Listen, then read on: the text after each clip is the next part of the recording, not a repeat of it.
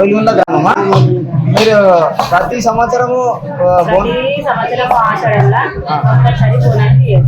బోనాలు చేస్తారు అంటే మీకు అమ్మవారు ఎలాంటి కోరికలు ఇస్తారు? ఈ బోనాలు అనేవి ఎన్ని సంవత్సరాల నుంచి మీరు చేసుకుంటూ వచ్చారు? మేము చేస్తూనే ఉన్నారు, పెద్దలు కూడా చేసిరంట. ఇప్పుడు కూడా అప్పుడు ఆ పురాతన కాలంలో మీకు ఆ పిల్లలకు ఏదో అదేమో తట్లు వస్తుండే, అమ్మ తల్లి వస్తుండే, అలాంటివి లేదు. అంత మంచిగా జరుగుతుంది, అంత ఏం లేదు. అమ్మవారు మీ ఊరికి మంచి ఎలాంటి కోరికలు మీకు పంటలు సంతోషం ఉంది. ఇప్పుడైతే పంటలు. పేరు? నా పేరు పద్మ.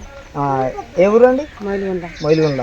అంటే మీరు ప్రతి సంవత్సరము బోనం అనేది సమర్పిస్తారా? సమర్పిస్తాం. ఏ అమ్మవారికి అమ్మవారికి ఏ దానికి సమర్పిస్తారో? 400 కోట్లు ఉన్నారు కదా దేవతలు. అంటే మీరు ఇప్పుడు ఊరడమ్మకు, పోషమ్మకు అంతే. ఓకే, మీకు యథావిధిగా మీ బోనం అనేది మీరు సమర్పించారా ఇప్పటికి? ఇది వరకు అంటే ప్రతి సంవత్సరం చేస్తారు? ప్రతి సంవత్సరం అమ్మవారు మీకు ఎలాంటి కోరికలు తీస్తుంది? మాకు అనుకున్నది ఇస్తున్నది, అనుకున్నది ఇస్తుంది. ధాన్యాలు కానీ అన్నిటితో మాకు మంచి చల్లదనం ఉంచుతున్నది. మేము అందుకే ప్రతి సంవత్సరం జరుపుకుంటున్నాం పండుగ. Okay, thank you. చెప్పండి, మీ పేరు ఏం పేరు? నా పేరు కుమార్ అండి, చరాల కుమార్ అంటారు. మొయిలుగుండ్ల విలేజ్ నాది. మండలం ఎక్కడ వస్తుంది? మండల్ మర్పల్లి మండలం వస్తుంది, వికారాబాద్ డిస్టిక్. మీరు ప్రతి ఏటా ఈ బోనాల పండుగ అనేది ఎలా జరుపుకుంటున్నారు? మేము ఈ ఆట చేసుకుంటాం సార్. మేము మంచిగా ఈ ఆట మాకు మంచిగా పంటలకు మాత్రం వర్షం గిట్ట మంచిగా కురుస్తున్నది. అమ్మవారు మీకు పంటల కోసం మంచి మీకు ధాన్యాన్ని కూడా అందిస్తున్నారు. ప్రతి సంవత్సరం చేస్తున్నారు కదా మీరు.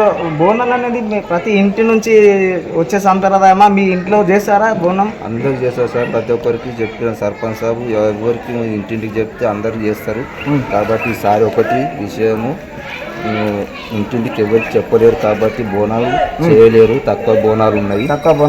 మ్యాక్సిమం ఇంచుమించు మీ ఊర్లో ఎన్ని బోనాలు వెళ్తాయి సుమారుగా? మాకు మినిమము ఒక 180 బోనాల దాకా వెళ్తాయి.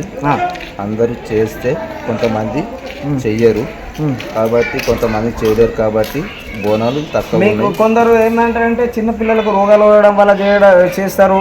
అమ్మవారికి రోగాలు వస్తుండే అప్పుడు జమానాలో అలా ప్రతి సంవత్సరం ఇలా రోగాలు రావడం వల్ల మేము అమ్మవారికి బోనం సమర్పిస్తే మాకు మంచి జరిగింది అని అన్నారు. ఇది వాస్తవమేనా? అప్పుడు ఉండే సార్, అప్పుడు చిన్నపిల్లలకు అవి తట్టు పోస్తే చేస్తామంటారు కానీ ఇప్పుడు ప్రతి ఒక్కరు గిట్ట ఏటా చేస్తున్నారు బోనాలు. ఆ తట్టు అనేది దేనికో? తట్టు అంటే ఏంటి? అది ఏదో పిల్లలకు ఇట్లా కురుకులు లెక్క అవుతుండే చెయ్యికి, దానివల్ల బోనాలు తీస్తుంది అమ్మవారికి. పోతురాజులతో మీరు ఎప్పటికీ ప్రతి ఏటా అమ్మవారికి సమర్పిస్తారా? ప్రతి ఏటా మేము పోతురాజుతో మస్తు మా విలేజ్లో మాత్రం సూపర్ చేస్తున్నాం సార్. మంచిగా ఆట మంచిగా చేసుకుంటున్నాం. Thank you. మా ఇంటి బట్ట కూడా మేము చేస్తున్నాము. సుమారుగా ఇంటి వరకు ఎన్ని బోనాలు చేయించడం మీ విలేజ్లో? మా సుమారుగా అంటే ఒక 100 బోనాల వరకు చేస్తాం. అమ్మవారు మీ బోనం చేయడం వల్ల మీకు బోనం చేస్తున్న కోరికలు తీస్తారని మీ యొక్క అంటే ఒక నమ్మకం ఏంటంటే అమ్మవారే కోరికలు తీరుస్తుంది అనేది ఒక ఆషాఢ మాసము కాబట్టి నేటి నుంచి మనము చేసుకుంటూ వచ్చిన ఆచారం ఇది.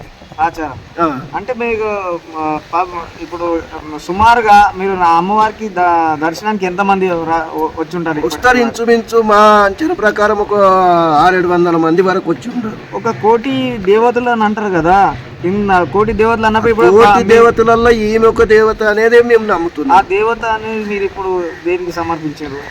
మేము ఊరడమ్మకు సమర్పించడం. మా గ్రామానికి ఊళ్ళో నిలబెట్టుకున్నాము. ఇంచుమించు గుడి ప్రత్యేకంగా కొత్త గుడి కట్టి సంవత్సరం అవుతుంది. అయితే సంవత్సరికం కోసం చేస్తున్నాం ఈ గుడి, ఈ బోనాలు. ఆషాఢ మాసం గురించి ఇప్పుడు కలిసి వస్తుంది కదా, అందరికీ మంచి జరగాలని గ్రామ ప్రజలు అందరూ మంచి క్షేమంగా ఉండి పాడి పంటలు అందరూ సమృద్ధిగా ఉండాలని చేస్తున్నాం. Thank you sir.